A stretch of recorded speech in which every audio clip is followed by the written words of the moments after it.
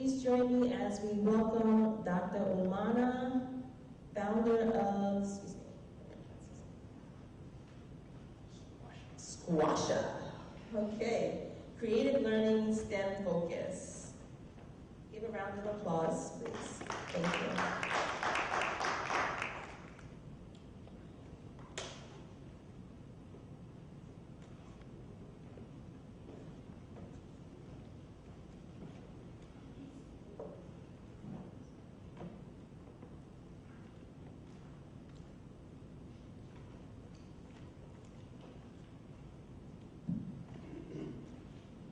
Good morning, everyone. I want to say thank you for the privilege to speak to you today. I want to thank all the organizers for making this possible. I want to commend all of you for the important work that you're doing, because as you'll see in the presentation, a lot of what you're doing now, it might take some time sometimes for you to see the results, but it's creating a lot of impact as we'll be discovering here. I'll be talking today about using technology to actually help to ensure that we reach equality and inclusive education for all. And my name, Aniemi, Umana, Dr. Umana. I am the founder of Sqooasha. And I'm going to tell you a little bit about Sqooasha and then give you a little bit of history of Sqooasha, and then jump into how technology can actually help us in attaining this goal. So Sqooasha is a learning platform for elementary school age students. It covers pre-K through 5th grade, has math, addition, subtraction, multiplication, division, basic spelling. But I'm gonna give you a little bit of background, a little context as to how Sqooasha came along. So it all started in 1989. I was in my 2nd grade.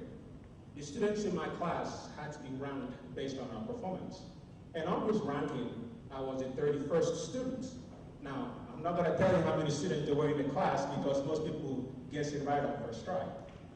But one thing I want to point out, do not underestimate the power of a teacher, the influence a teacher or a parent, which we've talked about a lot of times, and even technology can have on the children. Very strong influence. So the teacher had something to say on my report card. I didn't know how to read at the time, so my older sister read those words, told me what it said. And it said something along the lines of, your son isn't learning anything, school isn't for him.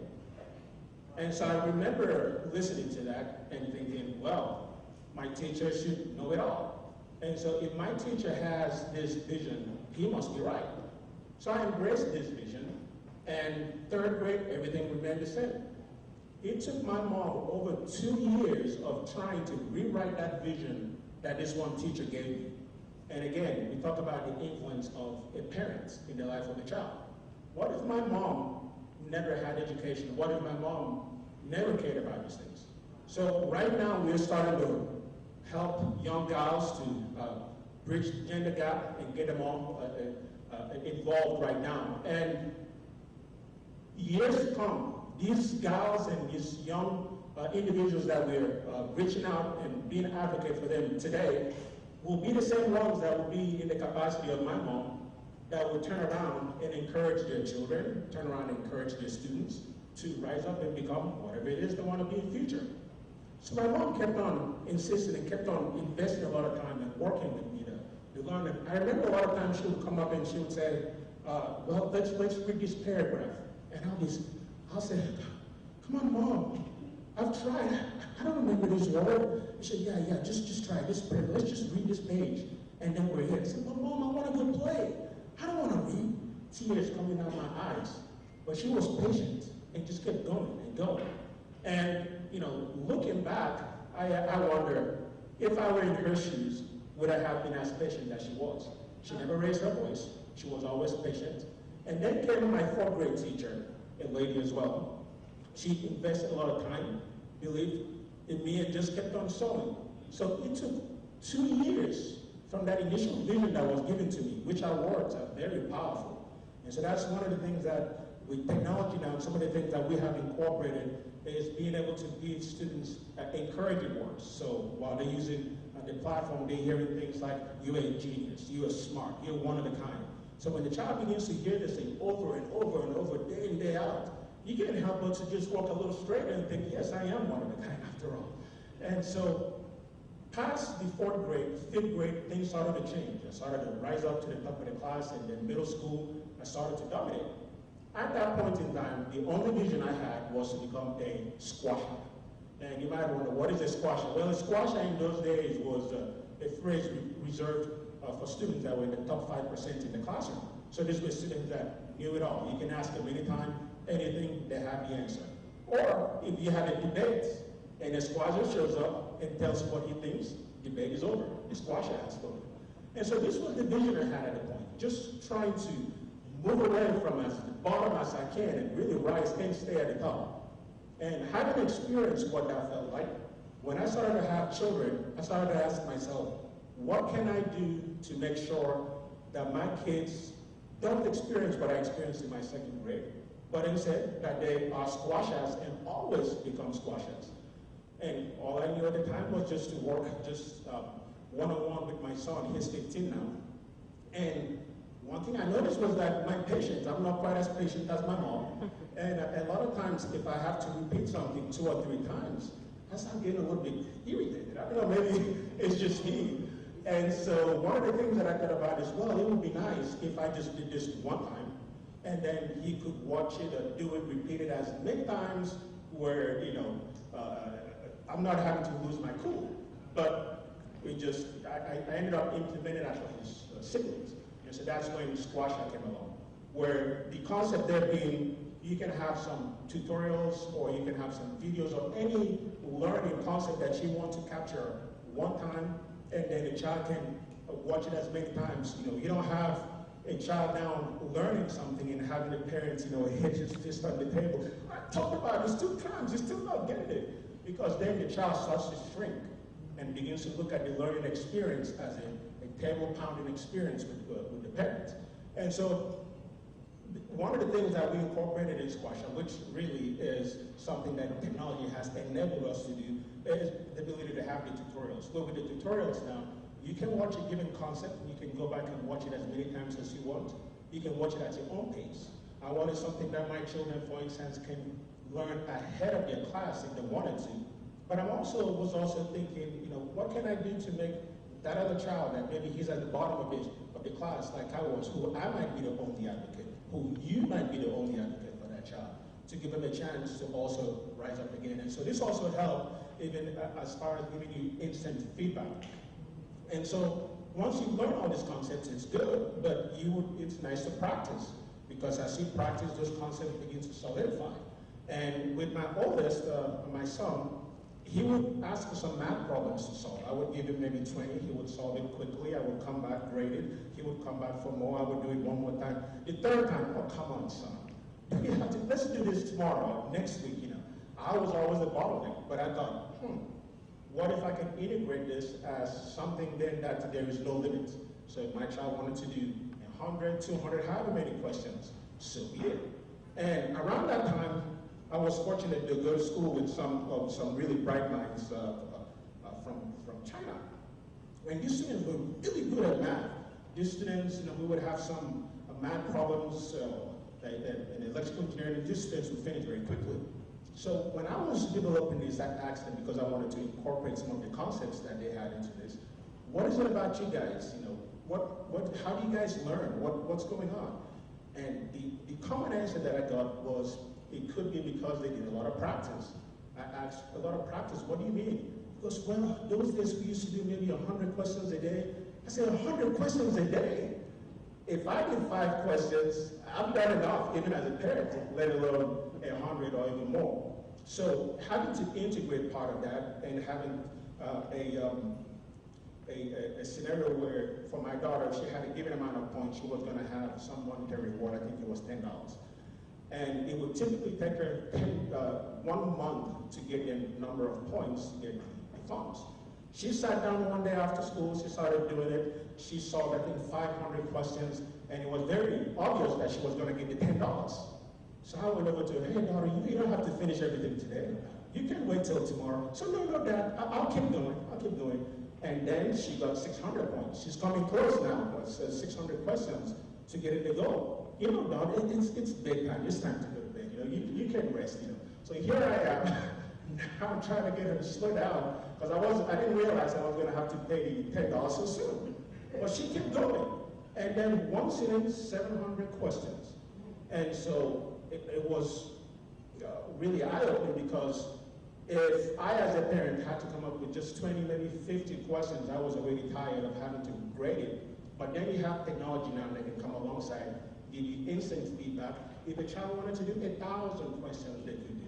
And what does this do? There are a lot of times you might actually know how to do, the kids might know how to do the basic math problems, and that's good. But you want them to be able to see it and recognize it and go so quickly, because in a typical test, if you know how to solve everything, but you only answer 25% of the questions and you get them right, or you only score 25%, you get penalized for not finishing it. And so this automaticity, technology can come alongside and help you in that regard.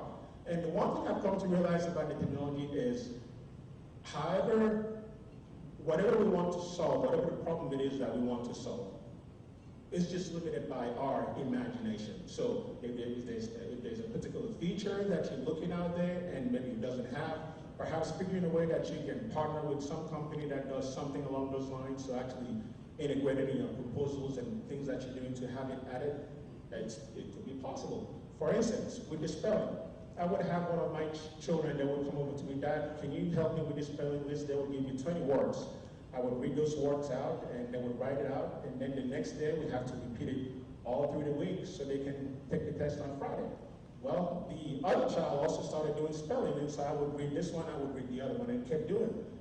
And I thought, what can I do to make life a little bit easier for me? And that's how this came up, where essentially they would have the list of words, they would upload it, the software would shuffle it up and read it out to them one at a time.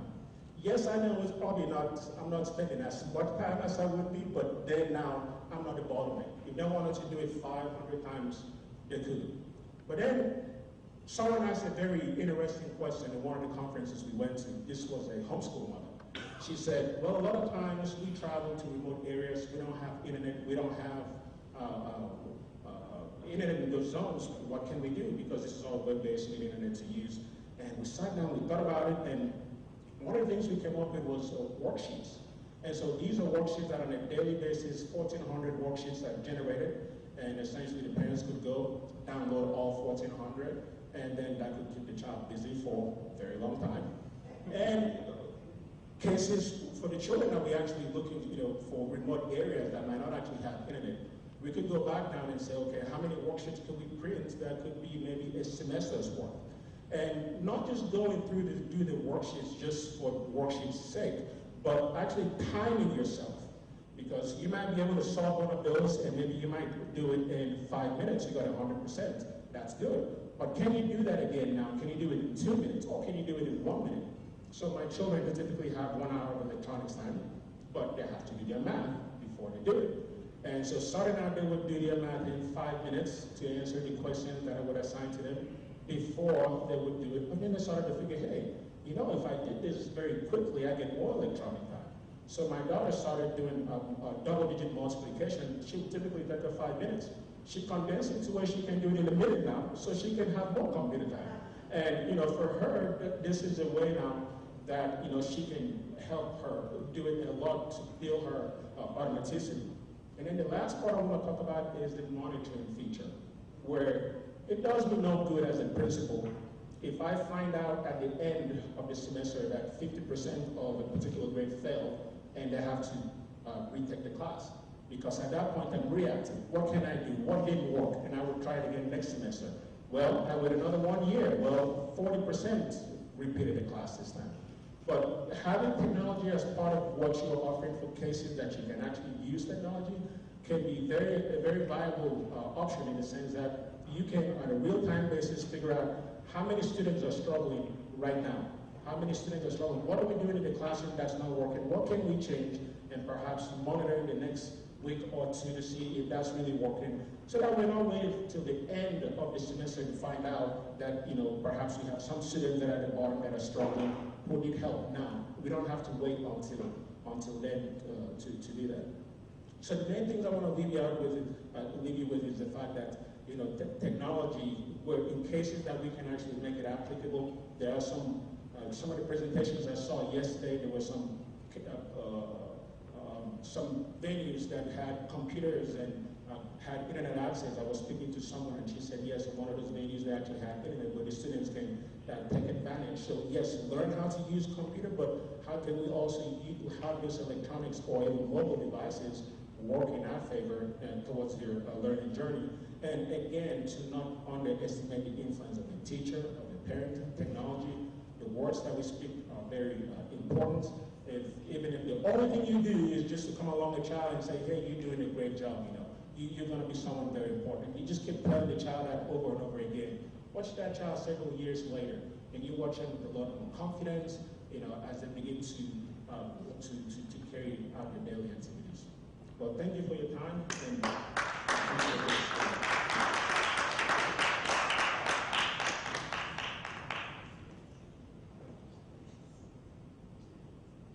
I think he's ready to tell us what number in the class he was.